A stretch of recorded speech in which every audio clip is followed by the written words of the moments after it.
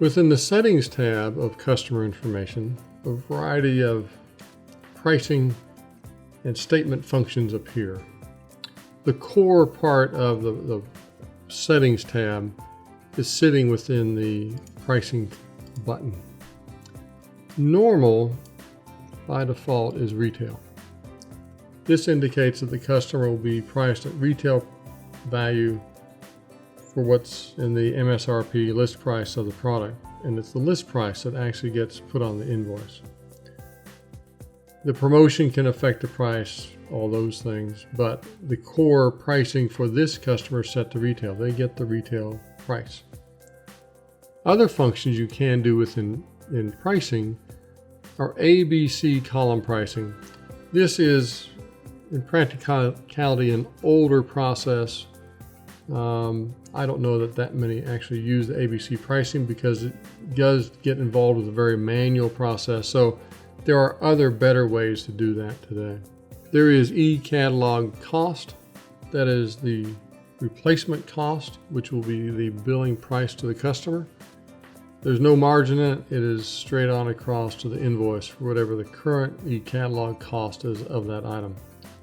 If you're within a communicating vendor, say Do It Best, True Value, Oracle, etc., that will be the cost currently in the electronic catalog for that item. If you choose last cost, this is the last cost for which you receive that item in. Average cost is the weighted average cost of the product, which will be billed to the customer. If you go on further, this can be based on customer type. And I don't know that we have any customer types. Yeah, yes, we do. You may set up under customer types the electrician versus the plumber.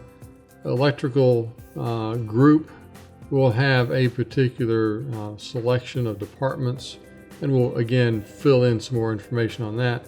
So you can have multiple departments and or specific selections of items which pertain to that particular type of customer. Then we fall into the group A, B, C, D, E, F. This has to do with the price matrix.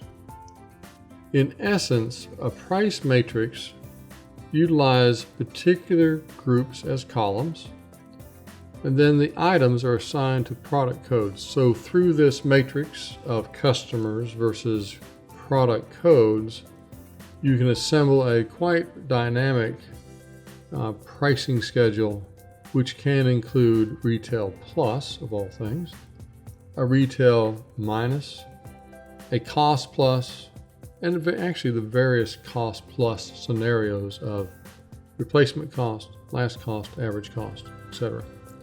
And even some gross margin type calculations. That particular subject will be covered in another specific pricing video. The type and industry can be utilized in listing functions that you'll see in reports, and that'll be referenced again in the future.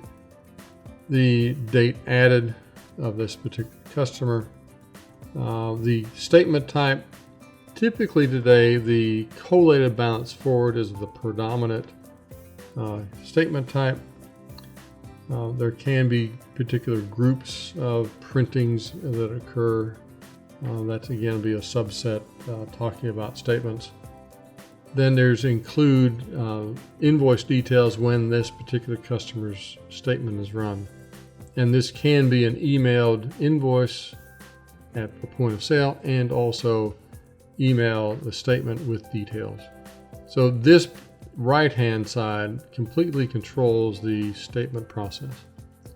Along the bottom at the left here, the ones that are probably most often used is the no auto applying of payments, no auto applying of credits. If you have a front desk that takes payments, but you want to control the distribution of that payment on select customers, these options allow you to turn that on and control it. They will get a payment credit receipt and hand it to the customer, but the back office will then distribute the payment for that particular customer.